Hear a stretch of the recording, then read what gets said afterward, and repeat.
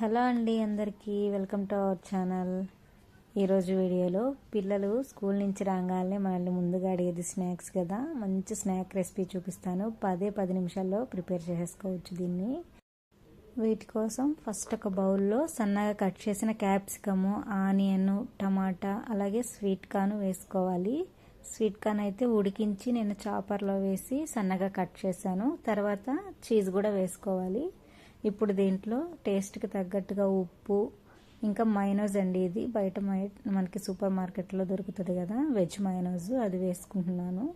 తర్వాత కారం కోసం చిల్లీ ఫ్లేక్స్, ఆరిగానో వేసాను. ఇంకా నేను ఏ కారం యూజ్ చేయట్లేదండి, పిల్లల కోసం చేస్తున్నాను కదా, అందుకని. ఉప్పు కూడా వేసేటప్పుడు చూసుకొని వేసుకోండి, మైనోజ్ చీజ్లో ఉప్పు ఉంటుంది కాబట్టి.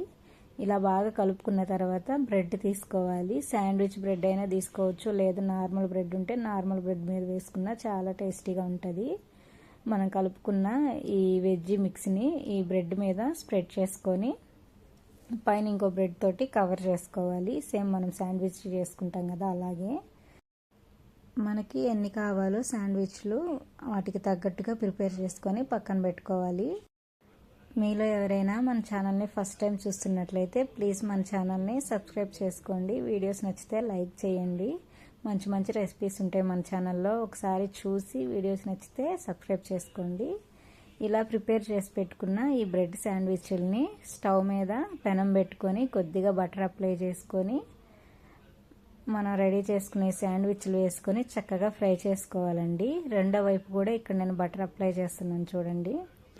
ఇవైతే చాలా క్రిస్పీగా, చాలా టేస్టీగా ఉంటాయి. లోపల చీజీగా మైనోస్ వేసాం కాబట్టి పిల్లలు ఎంతగానో ఇష్టపడతారు. ఒకసారి ట్రై చేసి చూడండి, మీ పిల్లలు ఖచ్చితంగా ఈ రెసిపీని నచ్చుతారు. ఇంకోటి ఏంటంటే ఈజీగా చేసేసేయచ్చు.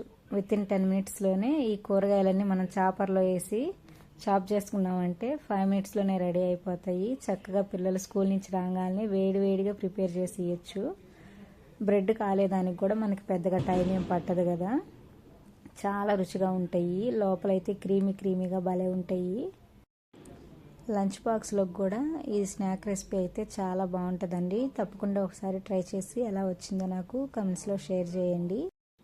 ఇవన్నీ చాలా త్వరగా ప్రిపేర్ చేసే రెసిపీస్ అండి, అలాగే మన పిల్లలు కూడా చాలా ఇష్టపడతారు.